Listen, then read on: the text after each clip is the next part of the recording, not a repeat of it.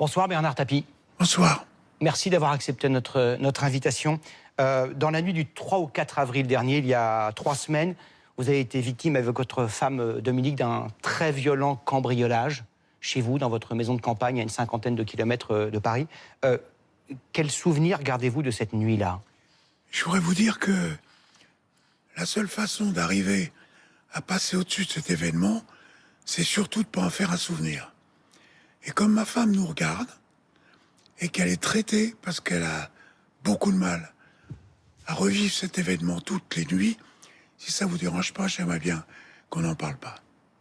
Malgré tout, je ne peux pas ne pas vous poser une question. Vous avez été surpris par cette violence, par ces personnes qui s'en sont prises à vous et à votre épouse? J'avais rien fait pour mériter ça. Voilà. Mais il y en a des milliers. Vous savez qu'il y a des milliers de cas par an. Et que la justice a beaucoup de mal à investiguer pour trouver les coupables. Mais dans ce que j'ai vu, la seule chose que je veux me permettre de dire, c'est que il y avait une haine dans leur façon de parler, de dire, de faire. Ta gueule! C'était pas tais-toi, c'était ta gueule! On sentait que on était quelqu'un à abattre. Vous êtes revenu dans cette maison, vous y retournerez un jour? J'y retourne régulièrement. Pas encore ma femme. Voilà, c'est fini. Merci. Vous ne voulez pas. Vous voulez aller sur un autre combat. Voilà. Cet autre combat, on le connaît. Vous l'avez rendu public il y a 4 ans. C'est un combat contre une maladie dont on ne prononçait même pas le nom il y a 15 ou 20 ans. Oui, c'est vrai. C'était une longue maladie. Oui. C'est le cancer. Il y a des centaines de milliers de gens en France, quelle que soit leur opinion sur Bernard Tapie, qui se disent: est-ce que face à ce combat-là, j'aurai le courage que lui a? Souvent, ils l'ont, mais ils ne le disent pas.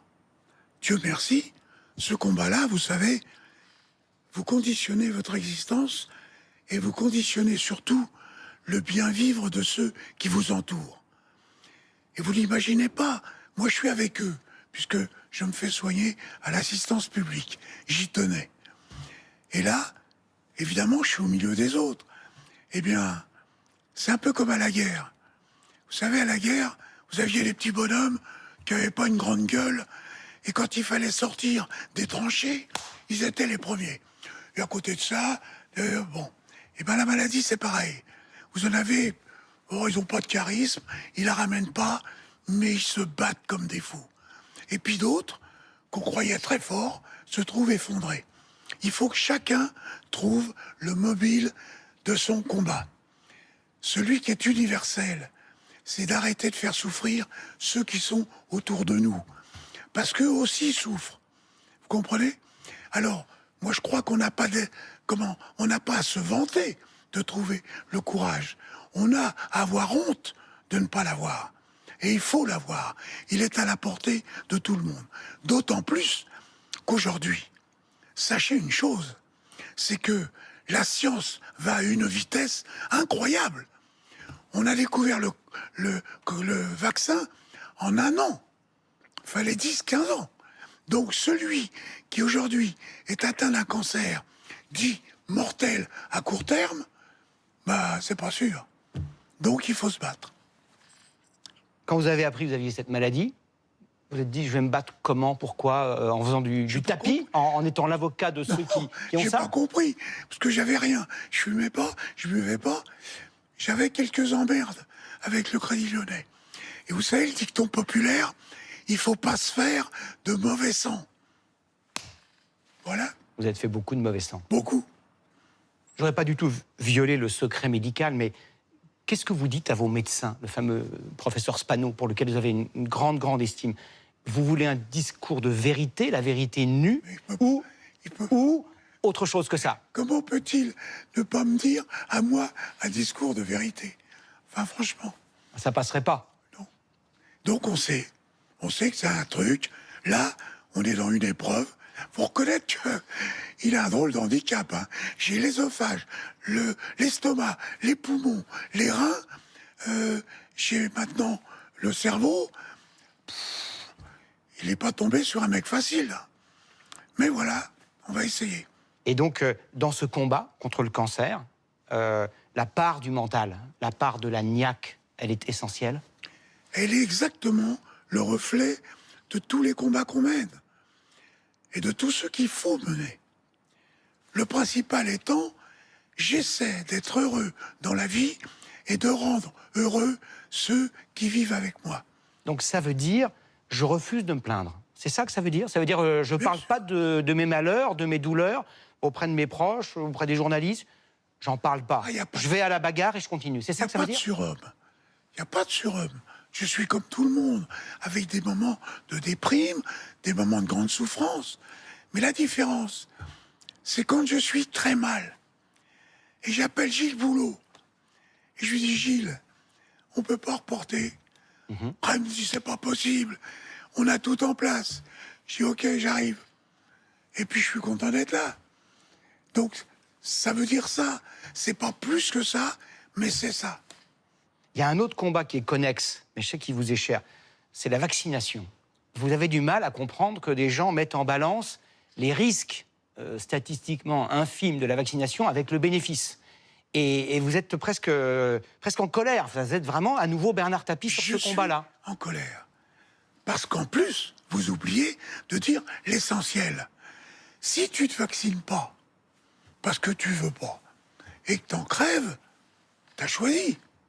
Mais là, c'est tu fais crever les autres. Car tant qu'on n'aura pas un nombre de vaccinés qui permettra d'enrayer la pandémie, on fait mourir les autres.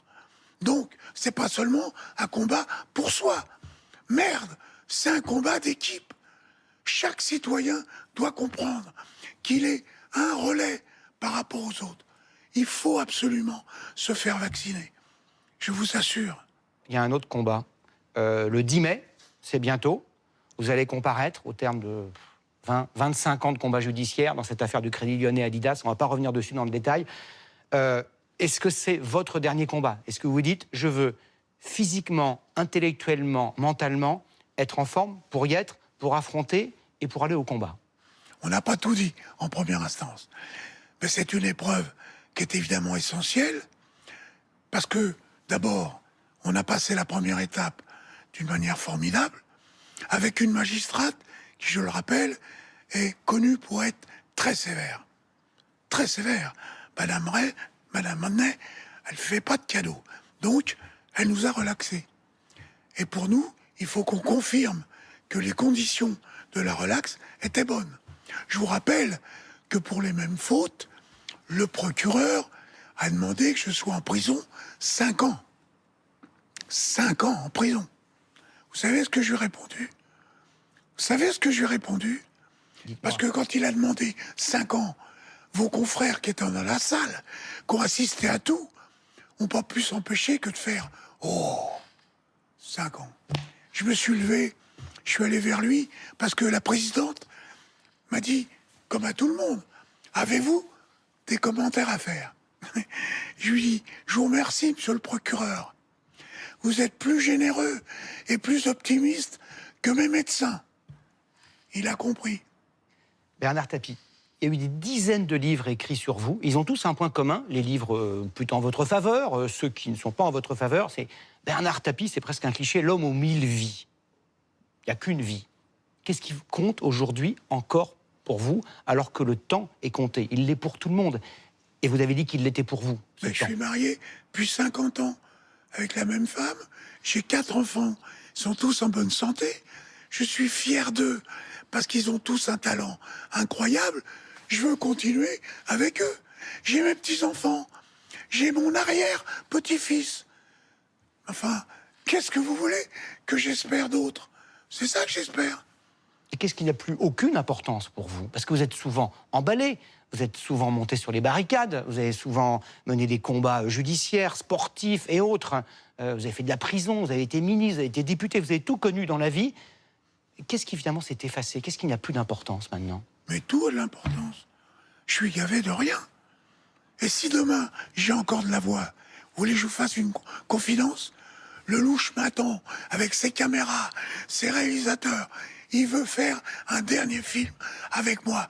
Et je suis footballeur parce que dedans, il y a des mecs exceptionnels et des femmes exceptionnelles. Vous savez ce qui me rend très fier? Monsieur Delon vient de faire un film dans lequel il dit « J'ai 3 idoles, Bernard Arnault, Belmondo et Tapie. Et vous voudriez, j'ai envie de partir? Mais enfin, la vie est belle. » Bernard Tapie, qu'est-ce que vous voudriez qu'on dise de vous le jour où vous ne serez plus là? Vous le répéterez pas? Ça reste entre nous. Je m'en fous complètement. Mais complètement. C'est pas ce qu'ils vont dire qui m'intéresse. C'est ce qu'ils vont penser. Et ce qu'ils vont penser, je le sais. J'ai pas besoin d'attendre d'être mort. Vous savez quoi? 10 000 lettres par jour quand ça va bien, et 2 lettres par jour quand ça va mal. Voilà. Vous cassez pas la tête. Merci beaucoup Bernard Tapie d'avoir accepté notre invitation. Merci. Au revoir.